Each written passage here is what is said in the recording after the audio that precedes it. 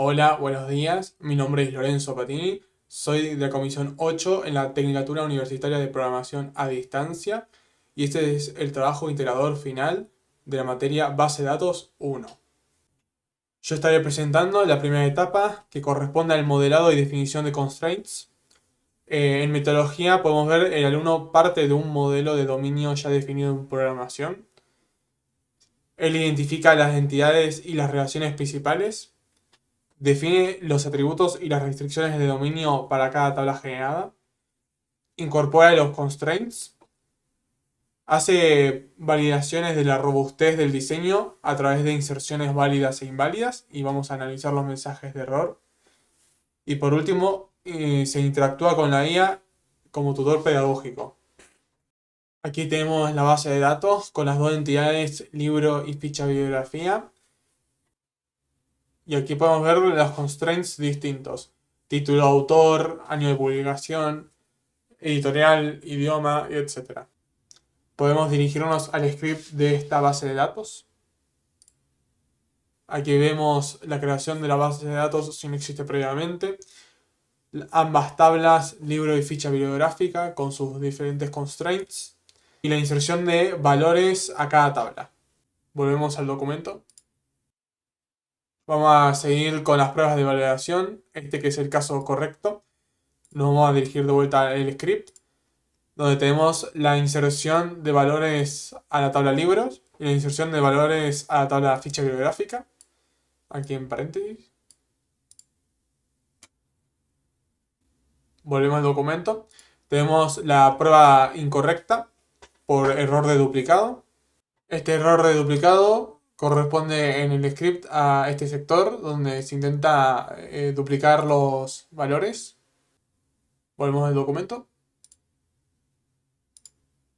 Y también tenemos el error de sintaxis que falla como es de esperar. Por último, tenemos la interacción con la IA. En la interacción con la IA, nosotros hacemos una consulta donde si usamos la clave primaria y del libro en la tabla del libro, si es correcto o no utilizarla como clave foránea en la segunda tabla, en ficha bibliográfica. Con lo cual la IA nos responde con una pregunta sobre la importancia, o sea, el nivel de importancia de la relación entre ambas tablas. Luego le hacemos otra consulta sobre el campo categoría en la tabla libro, si deberíamos dejarla como está o hacer otra tabla de categorías. Y en su respuesta, la IA nos aconsejó sobre utilizar la normalización o desnormalización, según nosotros necesitemos. Doy paso a la etapa 2. Hola, mi nombre es Florencia Herrera, soy estudiante de la Tecnicatura en Programación a Distancia y en este caso voy a explicar la etapa 2 y 3 del trabajo integrador de base de datos 1. En la etapa 2, el objetivo era poblar la base de datos con un volumen realista de información, pero sin utilizar herramientas externas, sino que trabajando solamente con SQL. Para eso generamos 200.000 registros en las tablas libro y ficha bibliográfica, respetando la relación 1 a 1. Como técnica, utilizamos la tabla de semillas con producto cartesiano controlado. Esto consistió en crear pequeñas tablas temporales de L1 a L6, cada una con los números del 0 al 9, y las combinamos mediante cross-join para obtener millones de combinaciones posibles. Luego, a través de limit, seleccionamos las primeras 200.000. Luego, con funciones como concat y lpad, generamos los títulos y los autores de forma incremental. Y con expresiones como case when y rand, asignamos los años de publicación con distintas probabilidades. Por ejemplo, un 60% de libros recientes, un 30% de intermedios y un 10% antiguos. En esta etapa, la integridad y las cardinalidades se garantizan desde la estructura misma del proceso de carga masiva. Primero se insertaron todos los registros en la tabla libro, y bueno, así se generaron automáticamente los títulos, autores, años de publicación y las categorías con funciones de SQL. Después se insertaron las fichas bibliográficas en la tabla ficha bibliográfica, utilizando el mismo ID libro como clave foránea. De esta forma, cada ficha quedó vinculada directamente a un libro existente, respetando la relación uno a uno. Además, el script incluye condiciones para evitar duplicados y mantener los valores dentro de los rangos válidos. Una vez cargados los datos, se realizaron varias pruebas de consistencia para comprobar que la carga fuera correcta. Primero se compararon los conteos de ambas tablas para confirmar que la cantidad de libros y la cantidad de fichas bibliográficas sean igual, y así asegurando que no haya registros faltantes. Después se verificó que no existan fichas huérfanas, o sea, que no estén asociadas a un libro. También controlamos de que no haya duplicados, verificando que ningún libro tenga más de una ficha asociada. Y por último, se revisaron los valores fuera de rango tanto para el año de publicación como para el número de páginas. Como conclusión a esta etapa, podemos decir que los 200.000 registros generados fueron coherentes, completos y válidos, cumpliendo con todas las reglas de integridad, de dominio y de cardinalidad. En la etapa 3, el objetivo fue diseñar consultas SQL complejas y útiles dentro del contexto del sistema, aplicando operaciones de join, group by, subconsultas y, bueno, vistas también. Realizamos una medición comparativa de rendimiento entre consultas con y sin índices. Para esto utilizamos 3 consultas representativas por igualdad, rango y otra con join. Cada una se ejecutó 3 veces para obtener la mediana de los tiempos. Como resultado, obtuvimos que las consultas con índice mejoraron su rendimiento en más del 90% en comparación con las que se realizaban un escaneo completo de la tabla de 200.000 registros. Y como conclusión a la etapa 3, podemos decir que nos demostró cómo el uso de índices y de consultas optimizadas puede transformar el rendimiento del sistema, haciendo que la base de datos sea más eficiente, más escalable y preparada para manejar grandes volúmenes de información. Buenas, mi nombre es Uriel Palma, soy de la Comisión 8 de la Tecnicatura Universitaria en Programación a Distancia y vamos a estar presentando el trabajo integrador de la materia Base de Datos 1. Yo voy a estar presentando la etapa 4 correspondiente a seguridad e integridad. Bueno, para iniciar explicando esto, vemos la metodología que vamos a crear un usuario que se le van a dar permisos limitados. Vamos a ver vistas, crear unas vistas que oculten la información sensible y vamos a hacer pruebas de restricciones con clave primaria, clave foránea y una restricción lógica, un check simulado. Y para finalizar, una prueba anti-inyección.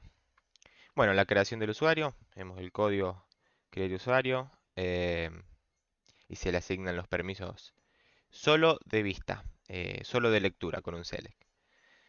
Después vemos las pruebas de acceso restringido, que cuando quiere borrar un libro no se le permite, cuando quiere insertar valores tampoco se le permite, pero acá que lo vamos a ver después, el select sí está permitido.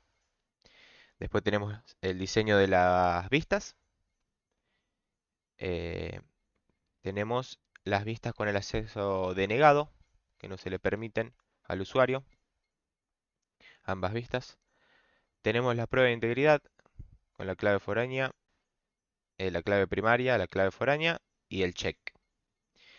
Y por último tenemos la prueba de inyección, que también exitosa porque devuelve cero columnas. Después vamos a, bueno, el código del usuario, vemos el select este que fue exitoso, y después las dos vistas, el delete y el insert, que no se le permiten por los permisos limitados que tiene.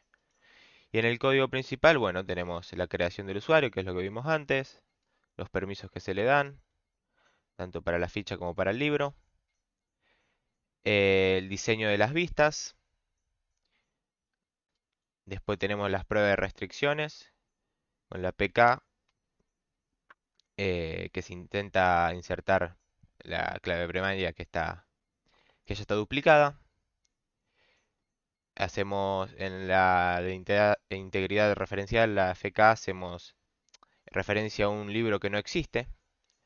Y para el último, el check, agregamos un libro con un año de publicación futuro que, bueno, que no es válido. Agregamos 3000. mi nombre es Federico Quintero, soy estudiante de la Tecnicatura en Programación a Distancia en la UTN y esta es la presentación de nuestro trabajo práctico integrador de base de datos 1.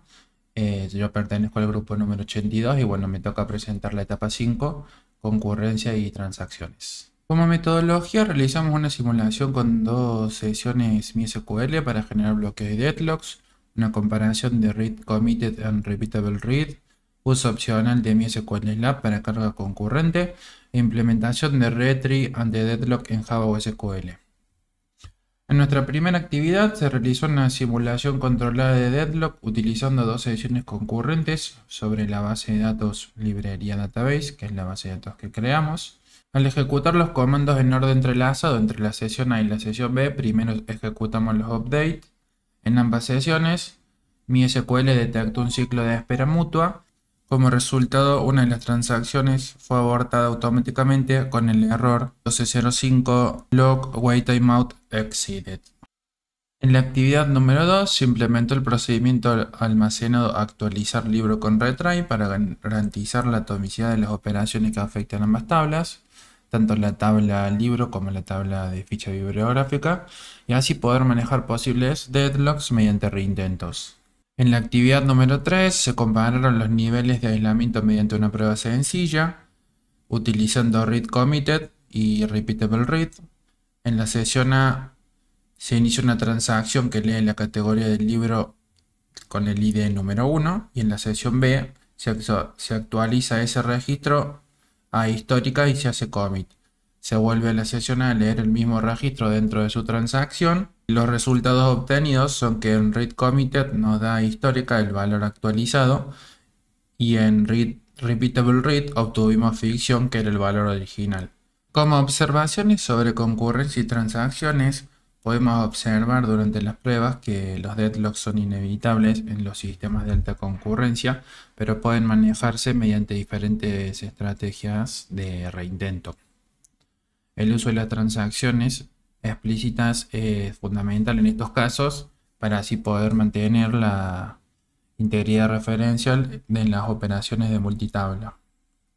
Además, podemos ver que Repeatable Read ofrece un buen equilibrio entre rendimiento y consistencia para la mayoría de las aplicaciones. Siempre debemos diseñar la lógica de la aplicación para detectar y reintentar transacciones fallidas mediante los deadlocks. Como código de nuestra simulación de deadlock, tenemos la sesión A que realiza un bloqueo sobre el ID libro 2 y posteriormente tenemos la sesión B que realiza un bloqueo sobre el libro ID 1 ambos con update y nos aparece el error 1205 cuando una transacción está esperando demasiado tiempo para obtener un bloqueo sobre otra fila que la otra sesión ya tiene bloqueada. Para el procedimiento almacenado con manejo de transacciones y reintento ante deadlock, se utilizó el procedimiento almacenado actualizar libro con retry, que inicia la transacción explícita con un start transaction y actualiza ambas tablas de manera atómica, tanto la tabla libro como la tabla ficha bibliográfica. Y si se captura el error 1213 mediante un continue handler, se implementa una lógica de hasta 3 reintentos ante deadlock, lanzando una excepción personalizada si todos los intentos fallan. Y finalmente, en nuestra comparación de los niveles de aislamiento read committed y repeatable read, utilizamos 2 sesiones, la sesión A y la sesión B.